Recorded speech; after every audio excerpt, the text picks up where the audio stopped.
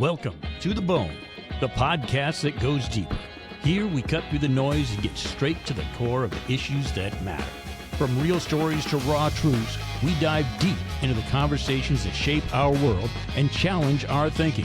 We're not afraid to dig in and get to the marrow of it all.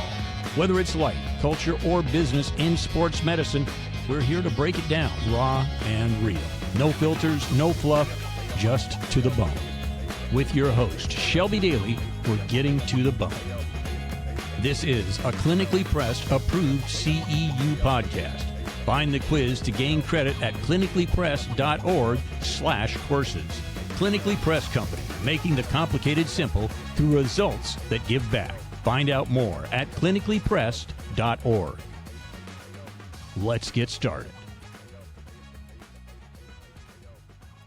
Welcome back to the Bone. Today we have Corey Tremble and Peter Gray, both athletic trainers. Today we're going to talk about cannabis and how it is a hot topic in athletics and how can we better utilize it. So I connected with these two through the Florida International University's DAT program. Corey just graduated. Congratulations. Thank you. Peter is on his way out, hopefully soon. And then I will be graduating in the winter 2025. So Peter Gray, he's in the Wisconsin, Kentucky area, back and forth, I'm assuming. So I actually started my education in Wisconsin and went down to Alabama and did my master's, and now I'm in Kentucky. And yeah, it's a little bit confusing because my hemp-derived products business is in Wisconsin, but I live in Kentucky. Okay. So your company is Door County Cannabis, correct? Yep. Yeah. And how long have you been doing that for? Yeah, so since 2019 when we first grew hemp, and we can get into my background a little bit, but I grew up on a dairy farm in Wisconsin, and when the farm bill changed legalities for hemp, we decided to diversify our farm, and we grew an acre of hemp in 2019, and that just kind of snowballed and moved into starting a business around it. Awesome. And then Corey, you're teleporting between Michigan, Texas, and you're moving somewhere else, I think? Yeah, we're all over the place. So yeah, currently I'm the director of minor league operations on the medical side for the Texas Rangers. So I split time between Arlington, Texas, Surprise, Arizona, a lot of our minor league affiliates and professional baseball. But I make home in Michigan right now. My wife is a professor at a university right outside Detroit. So okay. And then you're an educational consultant for Charlotte's Web. Is that correct? Correct. Yes. So Charlotte's Web is a very large CBD company that happens to be the official CBD supplier and partner for Major League Baseball. So through those kind of relationships and getting to know those people, I've come on board to help them with trying to knock down some of the stigma and trying to give a bit more of an educational background and educational lens to the subject for people within professional baseball. Awesome. And then both of you are part of the NATA Cannabis Task Force, correct? Correct. That's right. Yep. How long have you guys both been in part of that, and how did you get involved? Well, I started in the first iteration of it. Jeff Conan was the chair of that task force, and he tapped me early on. I think that was 2021, I want to say, is when the NATA gave the approval to start that.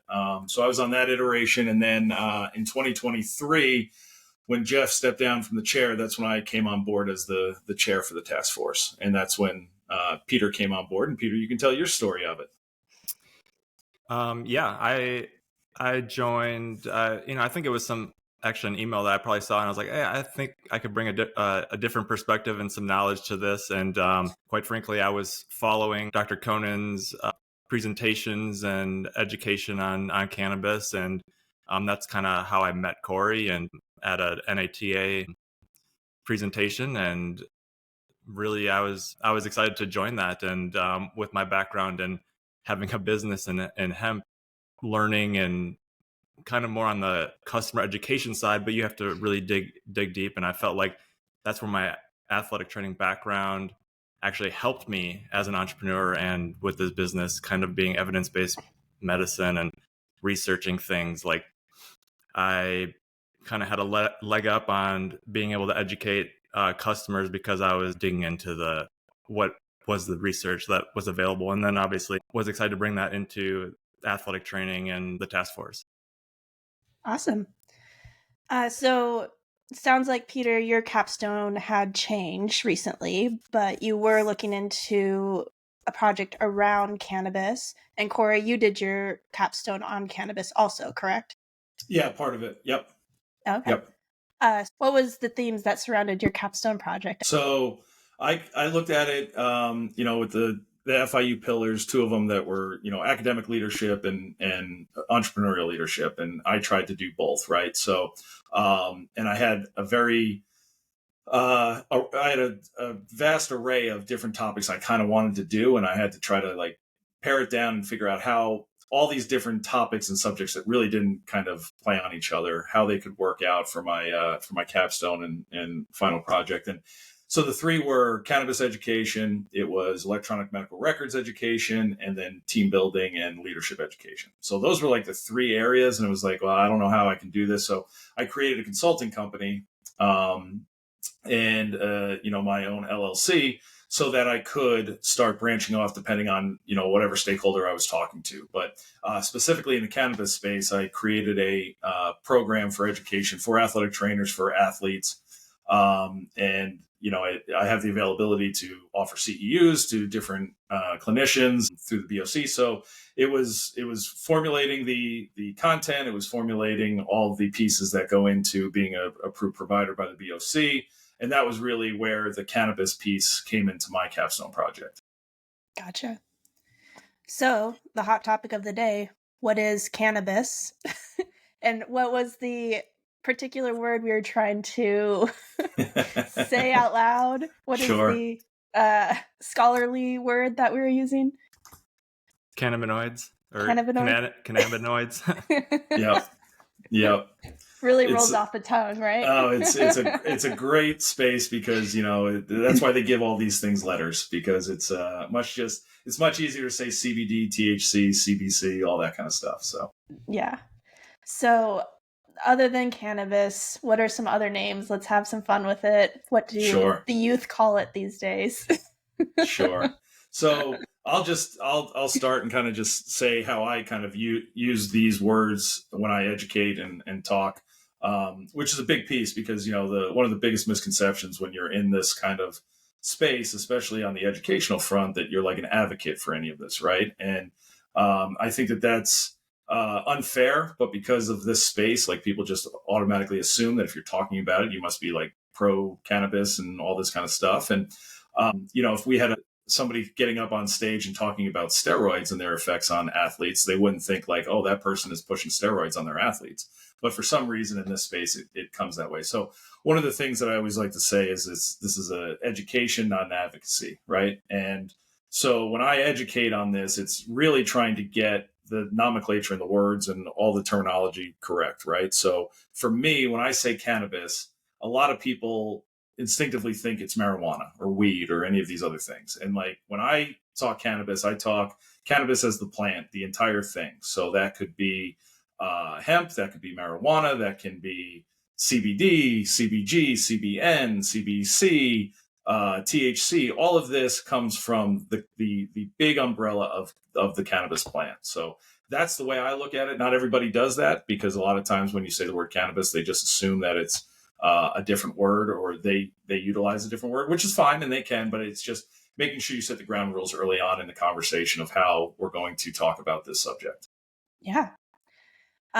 So the perception between smoking marijuana, which is highly used, and the other routes, orally, topically, how do you differentiate that when you're talking to an athlete? So for me, it's always educational, right? It's always the basis of education. And all we're trying to do, especially as athletic trainers, is be teachers to whoever we're talking to, right? And it's trying to figure out a way of getting your message across so that that person can make the best decision possible. So a lot of times in the past, it's been an easier conversation, right? Because laws or restrictions in sports or in governing bodies have just said, you can't do this. You get suspended, you get punished. So it's a really easy conversation then. It's like, no, don't do it. We're not going to even talk about this because you can't do it. Well, once things change, you had to be able to talk about it. So I think the message is always on my end, working with athletes, when I'm player facing, it's this is what this part of cannabis can do to an athlete. This is what this part of cannabis. So THC, which, is the part of cannabis that gives you that high, that euphoric feeling, right? Those properties don't help athletes. It slows the reaction times. It slows down healing times. There's a lot of negative that comes with this, right? But there may be some benefits to certain individuals for some of the other cannabinoids. So it's just having that conversation so that the athlete, the parent, the whomever is asking the question has all the information that they possibly can have to make that best decision. Oh yeah, I was just going to chime in a little bit on that because my background is starting a hemp company, right? So we called it Door County Cannabis because hemp is cannabis, but I learned so much through the process of how much education is needed within the general public, and that including athletes as well, because obviously there's a huge stigma around cannabis, and because of the legalities of things, the research wasn't quite there, and we just kind of shied away from all of this. And it was like, we're going to test for it, and if you test positive, it's not good, right? So when I first ventured into this, it was like, and also viewing it from a business owner in the marketing side of things, and really the restrictions around THC and cannabis, you learn quickly that you can't really say any of this stuff. And even the education wise, like on a website or anything like that, it's like, well, you just get flagged nonstop for medical claims or anything like that. So you really couldn't even educate the way you wanted to because of these restrictions. But, you start with the difference between hemp and cannabis, and then the difference between THC and CBD. And it can get pretty jumbled because they are technically kind of the same plant with a lot of the same cannabinoids in them. And as Corey touched on, there's a lot of them. I mean, there's up to like 140 different cannabinoids that are in the cannabis plant. And of course, the main ones, CBD and THC, are the ones that we talk about.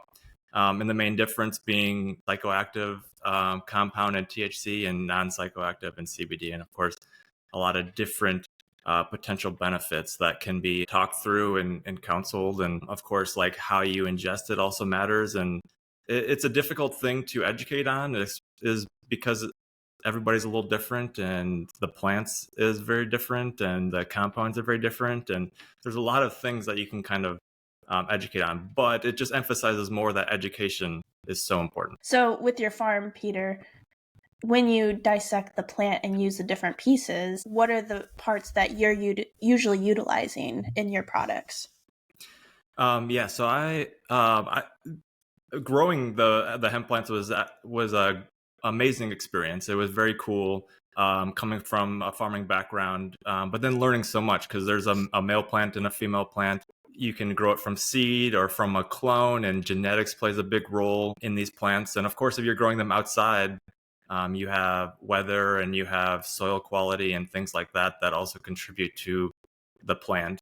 And then once you understand that, you look at, well, we extract all these things out of the plant and concentrate it into a tincture or a different product. And you realize, like, well, what if there was something bad in that plant that we didn't want to concentrate and put in this product?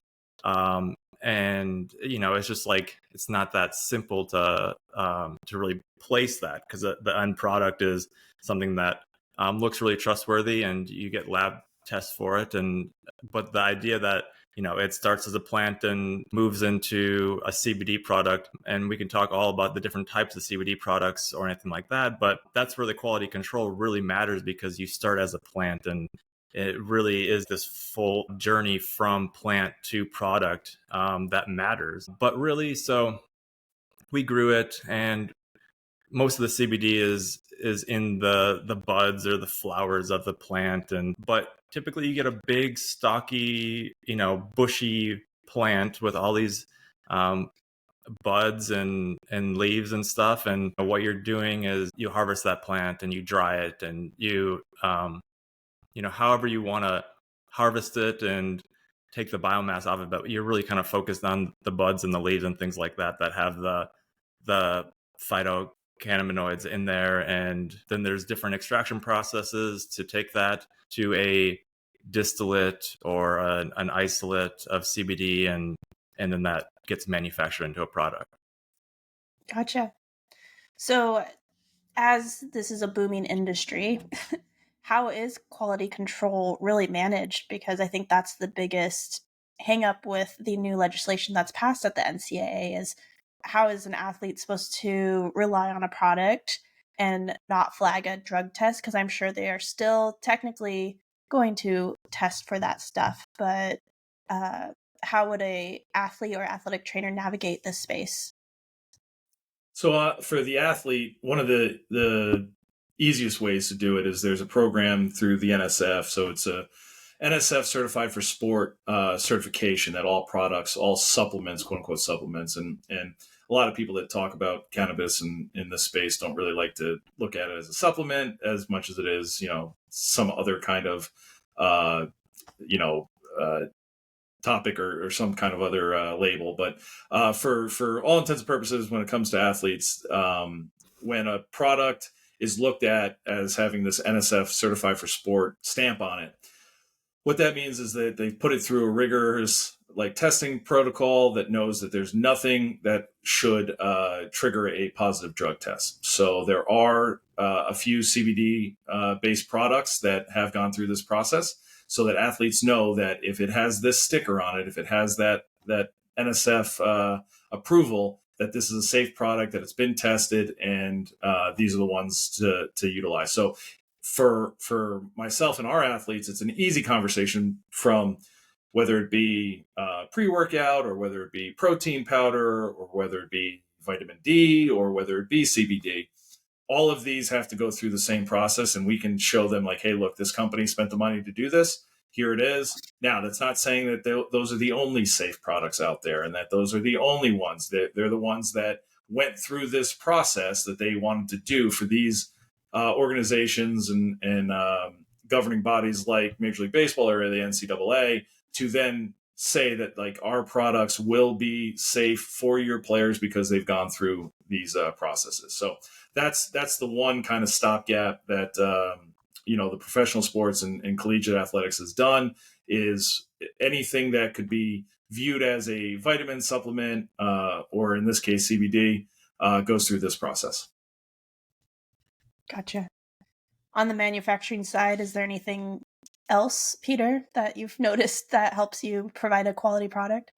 Yeah, and I think Corey touched on the NSF, and that's a good emphasis, especially for sports. As far as manufacturers, being a certified, using a certified lab and certified manufacturing are all important things. I think one of the stigmas of the hemp industry is that it's not regulated quite as highly as the cannabis industry, and I think that's something that people should be aware of. Is like Corey said, these things cost money, and if a business wants to cut costs, what can they legally cut? Well, I can tell you how much a lab cost test for a full panel test that's going to show you the bacteria and things that could potentially be in your product. And those are expensive. And when it comes down to making money as a business, those things can weigh on you. So you really need to trust the brand and know the brand. And I think a healthy financial business is probably important as well, to know that they're not going to be cutting these corners with lab tests. And going the extra mile with an NSF is going to be the new standard.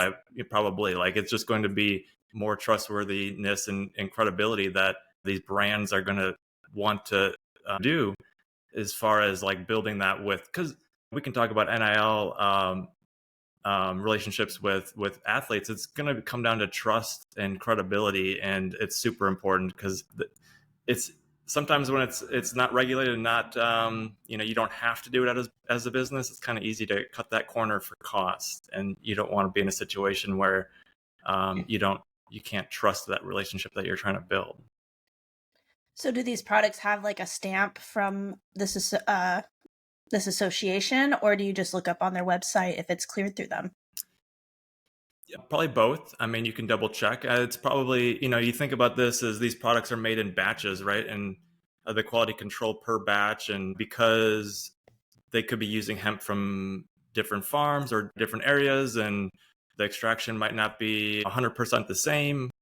So different batch quality is important. And I'm not sure exactly the protocols on getting the certification for NSF, but I assume it's going to have to be yearly or per batches or things like that. So being aware of that, and um, they'll market it for sure because they want customers to know this. And I would double check with NSF.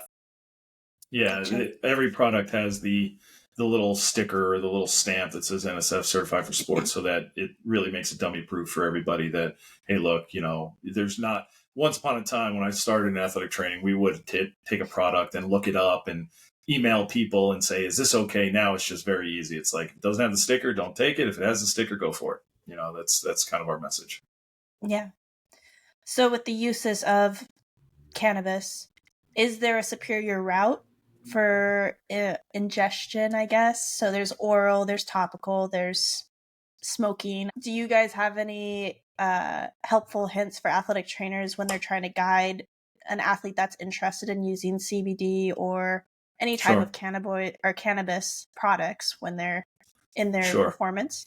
Yeah, I think there's tons of different routes and flavorings and all sorts of stuff, and I think it's really comes down to what the person is looking to obtain from whatever they're utilizing, and what their body likes to accept. So if they have gastric issues, maybe oils or gummies isn't for them. Maybe more of a capsule is, or so I think it's user dependent.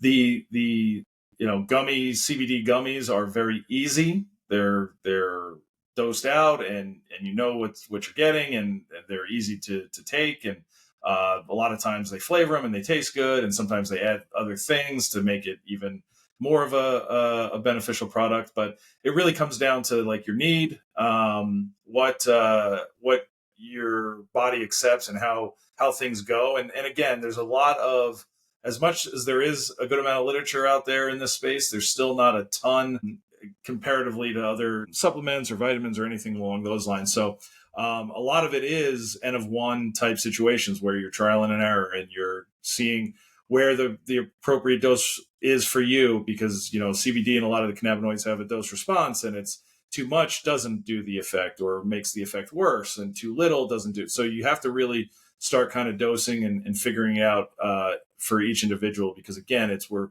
playing on the homeostasis of your body, right? That's what this all is about. So everybody's going to be a little bit different. That's why it's so interesting to me when something can help this person with their sleep, and this person with their mood, and this person, because again, we're adding this to a system that already has this, but they're like bouncers, and they're just like, hey, all right, we're going to let people play even better now. And that's when things really start to develop. So I would say that there's no one way. I give all the information when I talk about this subject to individuals and athletes. And a lot of times with athletes, especially, it's not, most times it's a ready, fire, aim approach. They don't come to me and say, hey, I'm thinking about doing this. What do you think? It's usually, hey, I've been taking this for a month. I don't know if it's working. What do you think? So it's like trying to peel it back after the fact. And that's why it's like trying to get out in front of this and explain these things ahead of time.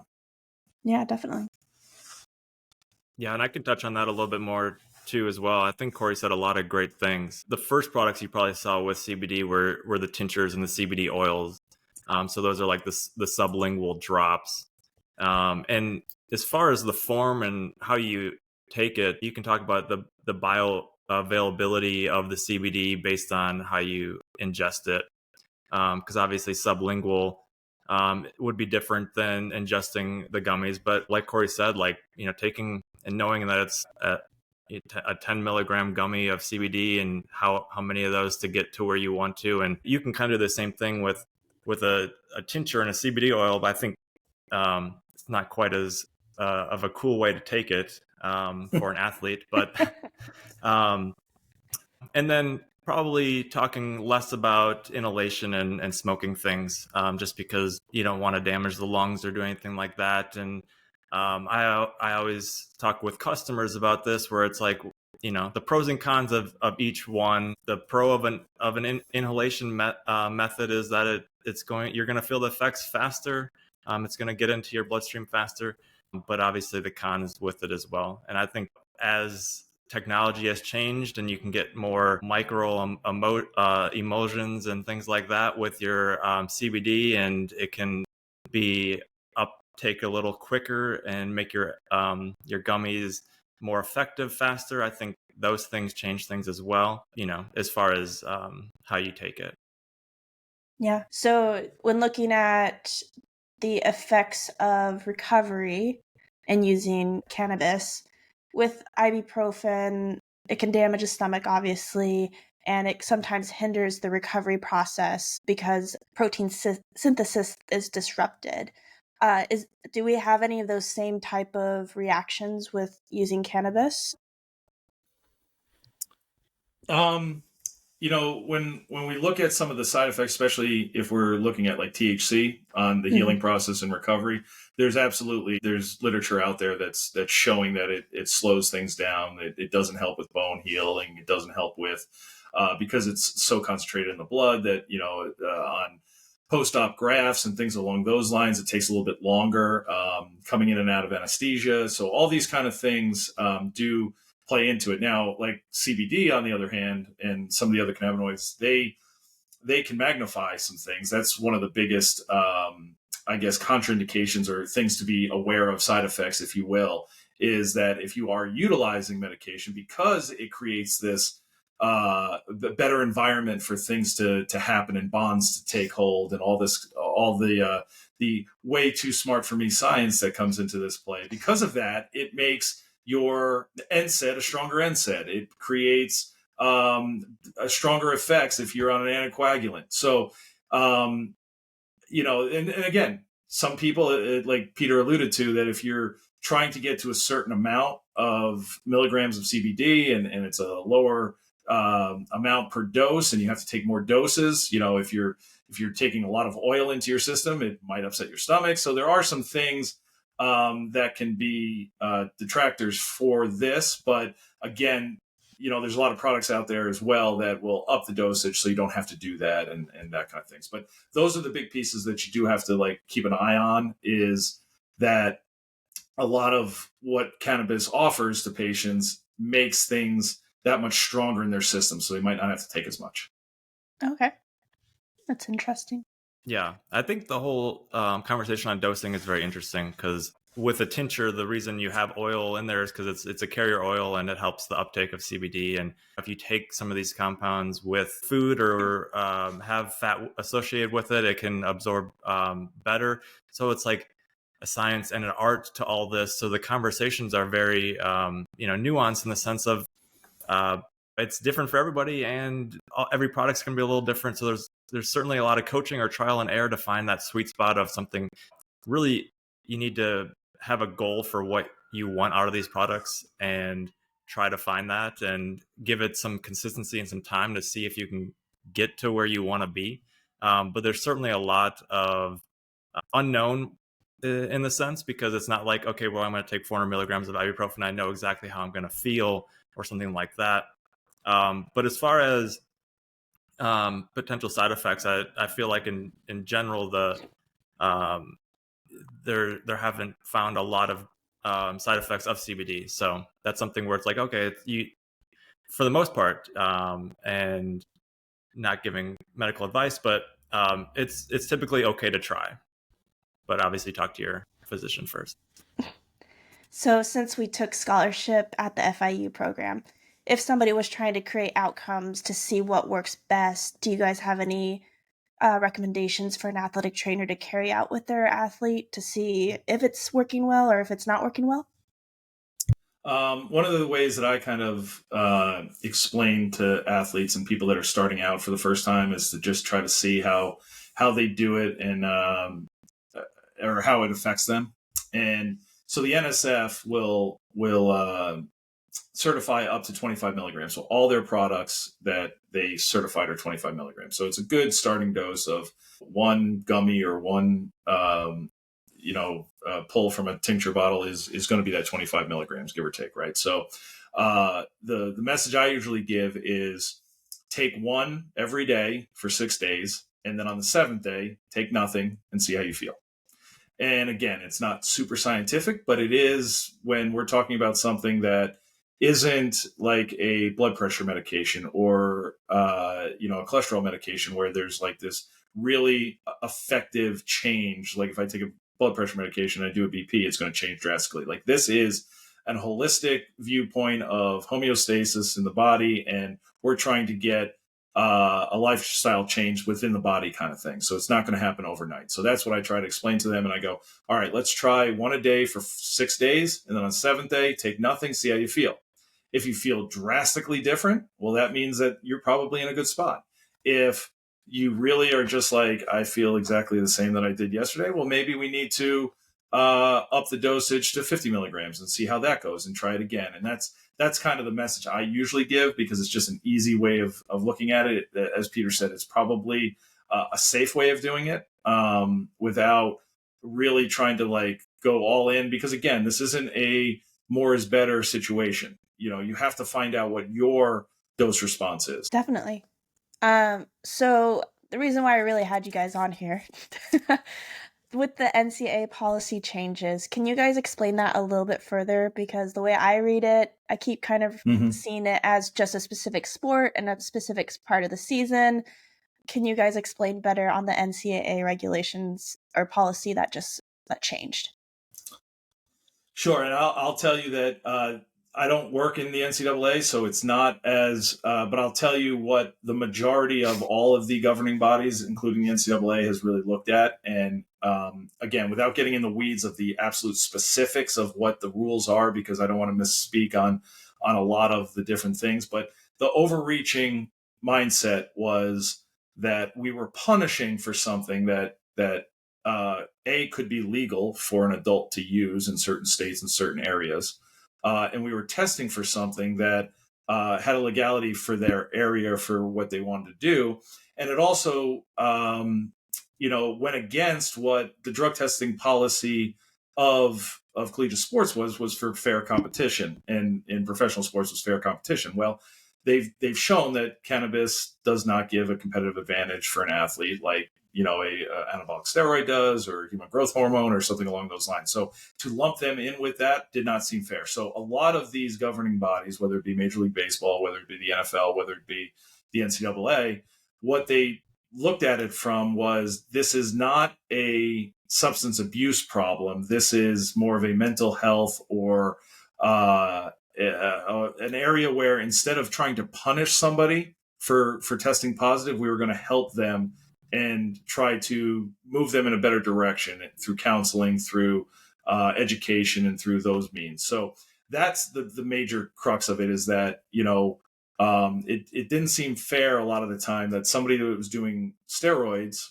was getting the same punishment as somebody that was using marijuana, right? And so that's the big change. Now, things that on our side of things, where like the education pops in, this can open up a lot of scholarship and literature in the future, I feel, at least in my opinion, for cannabis in general. Now, I don't think anybody's ever going to do a control of, these 5 athletes are going to go out on the field with THC in their system and these aren't. I don't think it'll ever get there, but we do know that most of our scholarship and literature happens at the collegiate level, and that's where a lot of our studies come from. So now having the ability to kind of even ask the question and talk about it more freely and openly, I think will actually get us way more information down the road.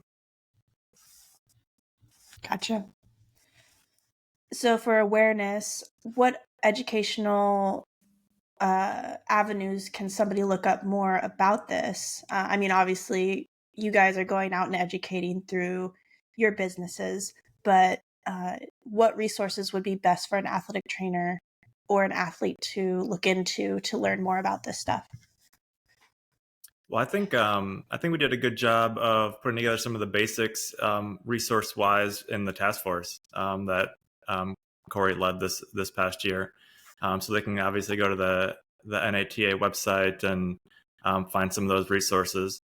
And certainly, there's some great resources online as well. And having conversations with me or Corey, or seeking out other athletic trainers that are kind of having these conversations, I think would be super important.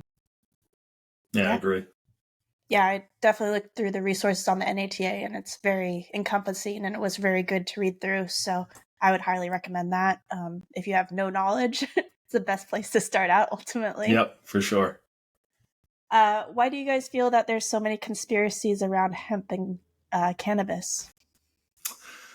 I think it's just because it's been lumped in with a lot of bad stuff over the years, right? I mean, it's still a Schedule 1 in the DEA. Marijuana is, and that's in the same category as like heroin and LSD and meth and things along those lines. And they say that there's no medicinal use and a high level for or a high propensity for addiction on it. So I think just because it's had a bad probably PR agent over the years, and hasn't had somebody that's come along and really shown. There's a lot of racial undertones with cannabis over the decades, and especially in our country over the last 100 years, and stigmas started there. So I think that it's now just getting to a point where it's going to get some more runway to get out of that, because it's becoming more mainstream, that it's not just for certain sections of the population. It's now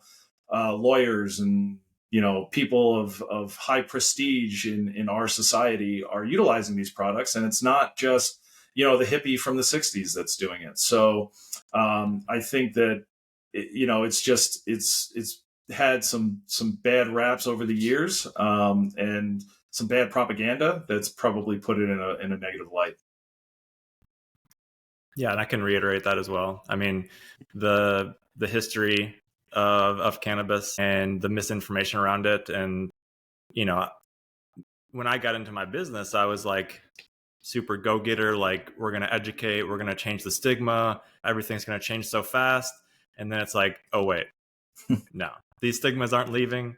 Things aren't changing as fast as you'd think it would.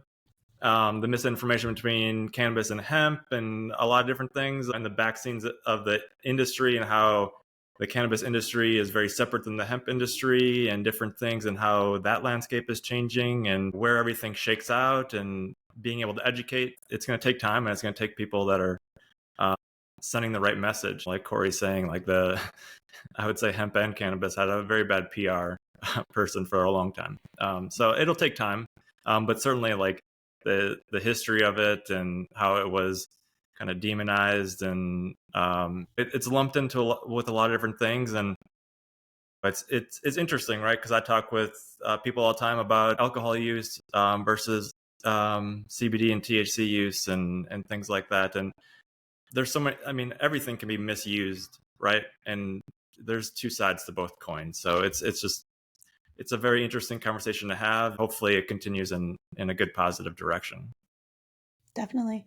Well, I recently just applied for a bank account for my business, and they had asked as one of the questions of, is this a cannabis-based company? And I thought that was so crazy. Oh, really? Yep. Oh, that's cool. Yeah.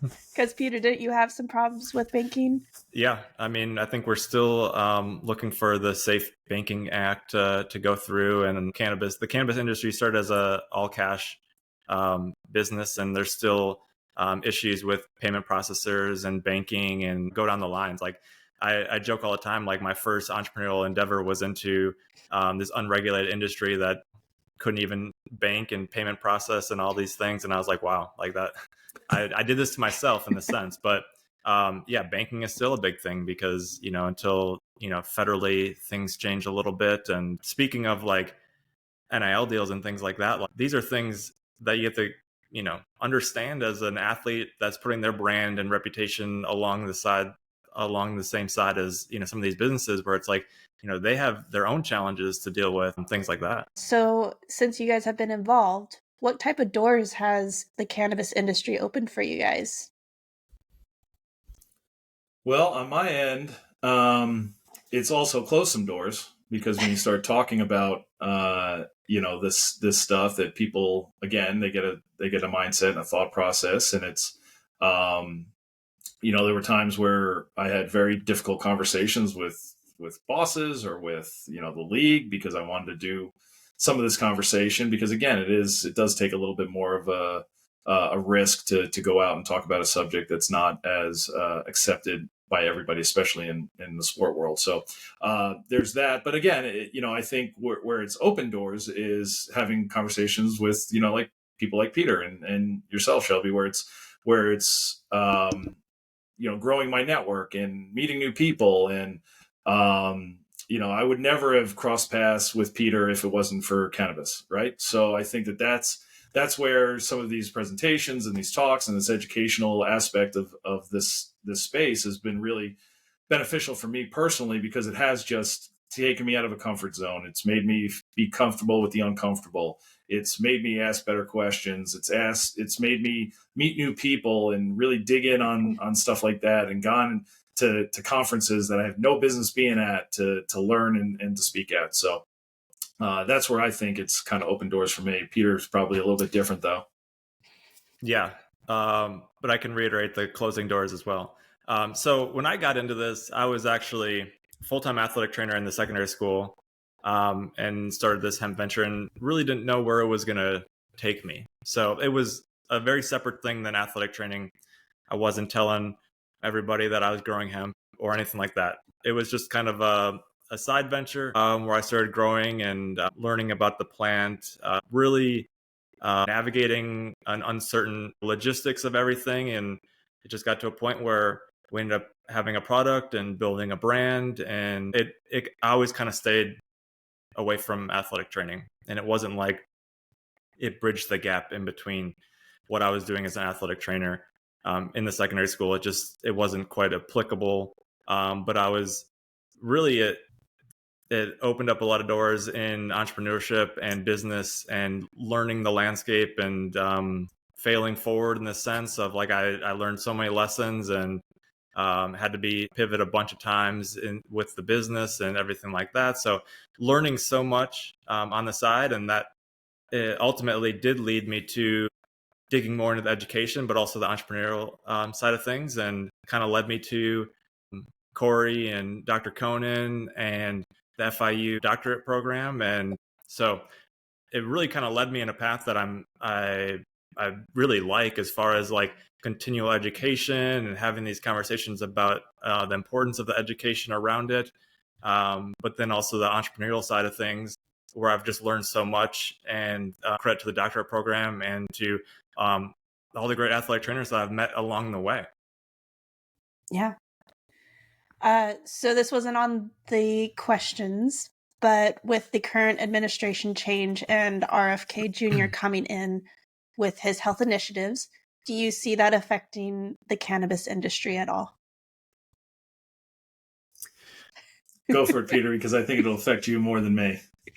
I mean, I have absolutely no idea, but there is the farm bill that will be reapproved here shortly. It was supposed to be changed this September, but I think it's going to maybe be pushed to next year. And the farm bill is going to redefine what hemp is and reiterate some different things as far as like testing hemp and total THC versus just Delta 9 THC. And we didn't really get into the weeds of the different types of THC compounds, but we probably have to have the conversation of the hemp industry opening up doors for a lot of different psychoactive compounds that have kind of flooded the market. And that's really probably one of the biggest issues, is not being regulated and then having a lot of different products available, which, advocating for education and safe use and not having these, psychoactive products land in the hands of kids is something that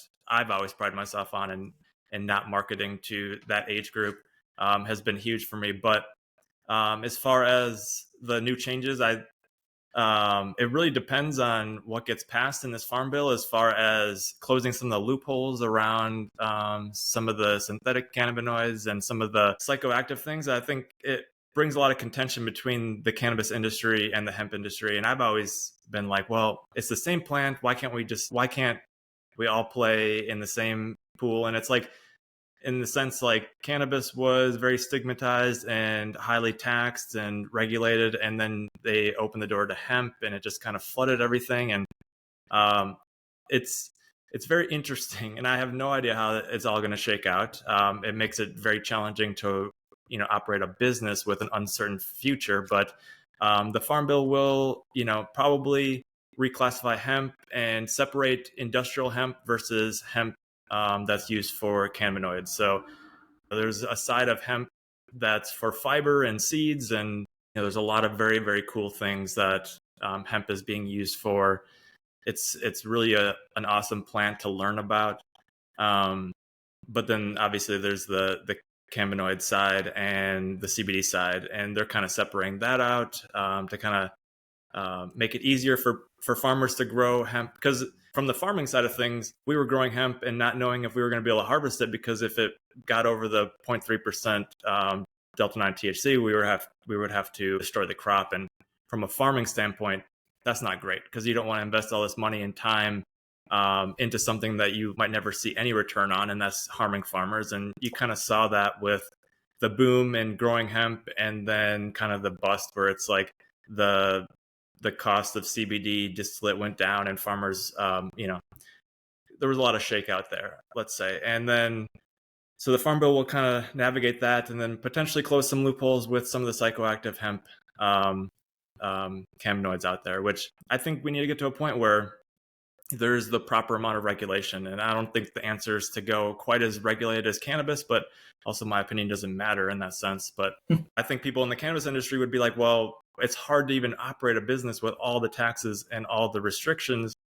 And then on the hemp side, it's like, well, we're too deep, we're too unregulated, and it's not quite the same as the cannabis industry. And how all that shakes out will be interesting. I don't quite have the opinion on RFK Jr. on everything, but my sense is that he would maybe let things shake out the way that they do. But it is interesting that legislation will change a lot of these different things, and at the federal level, but as much at the state level, probably more at the state level, I guess, with what they're going to allow legality wise with hemp and cannabis, and what's legal and what's not. So that goes back to the point of education and understanding the state laws, the federal laws, and the policies that your school has. Yeah. Corey, anything on your end? Because I don't think it's going to affect me personally as far as like, the day-to-day of my business or operations like Peter, but I do think that there's going to just be probably going to have to change some slides in presentations, because things are going to change, and we're going to have to learn new information. But that's what's exciting about this, right? That's why I think a lot of people that talk about this isn't just, this is how I do an ACL reconstruction. This is how I do an elbow reconstruction. Like, this is an ever changing, by the end of the conversation we're having, things have changed, right? So yeah. I think that that's what's great about this space, is it just continues to evolve, and it continues to bring new things and new ideas and new topics up all the time. So it'll give me at least any change, doesn't matter who it is. If there's change coming down the pike for this space, it's just going to have to keep people like myself on my toes to make sure that I'm educating the right information, and I'm not just, dusting off a slide deck from 5 years ago kind of thing. Definitely. And just to go off of that, is like, even the research continues to change, right? Like, so sure. This is a very, agile area of education and business wise, where it's, as things change, like, we have to evolve. We can't just keep saying the same things over and over again. Yeah. So what trends are you guys excited about in athletic training? Doesn't have to be cannabis at all. I'm excited to see like leadership grow in athletic training. I think that that's a piece that, is not viewed upon enough, and people just think that if they stay at a place long enough that they just become leaders. And I think that that's a big misconception of what real leadership is. So I think that like true leadership in athletic training and sports medicine, I think it's evolving and people are emerging in different ways and really educating themselves on that. So I think that's a futuristic piece, that it's not just going to be that person that's been around for a long time and we're just going to put them in a position of leadership. It's like, no, there's going to be people that understand how to team build, and they're going to understand how to lift people up and how to goal set and everything that comes with that. Yeah. Yeah, I think that's probably the best one. And just to, reiterate what Corey just said, like, I've met a lot of new leaders through the DAT program, obviously meeting Corey, and I feel like that's very inspiring to see, true leadership among athletic trainers. And I, would love to see that trend continue. And then obviously entrepreneurship in athletic training as well is awesome to see. People taking ownership and just, innovating and having different ideas and going out there and doing stuff. Love to see it. Yeah. So if anybody wanted to connect with you guys, how would they go about doing that? Yeah, I'm on social medias and emails. They can reach out to me. However, I'd be happy to let you post it with whoever you want when you put this out. Absolutely. Like, totally cold email me or whatever. I'm always available. So I'd love to meet new people and talk. Yeah. Yeah. And they can connect with me on LinkedIn. Probably a great spot to find me. Yeah. Awesome. Well, thank you so much for taking time out of your Saturday to talk about this. I do feel like it's important, especially with the changes going on at the NCAA, It's just being on top of everything as athletic trainers try to do. Absolutely. Thank you, Shelby. This was great. I love talking about this and also just being around other high-level thinkers and high-level people like yourself. So thank you so much for this opportunity. Thank you. Yeah, thank you, Shelby. Yeah, I'll talk to you guys later. Take care. Take care.